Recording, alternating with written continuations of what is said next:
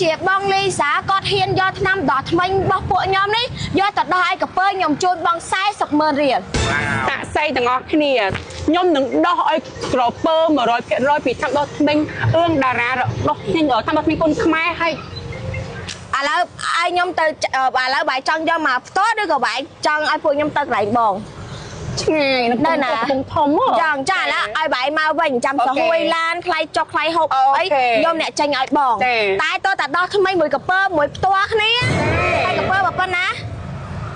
ធម្មតាណាហ្នឹងហើយកពើមានថ្មីហ៎មើលធ្វើតែមួយនេះមើលមកក៏នេះបានហើយឲ្យកាន់ទៅអីបងអើយ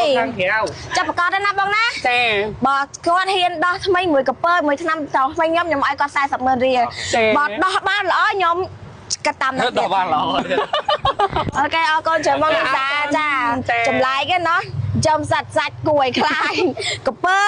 ចាំបងមានចង់នឹកឃើញចង់ចំសាច់សាហាវយ៉ាងហ្នឹងទៀតទេចំដៃសើនិយាយល្បីចំដៃខ្ញុំតាមសមត្ថភាពពួកខ្ញុំអ្នកអត់ដែរ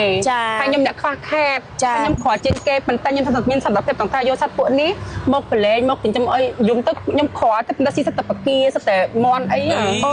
សាហាវយើងនេះណាឆ្លាញ់ណាចាដោយសារខ្ញុំឆ្លាញ់ពួកវាចាអូយល្អណាស់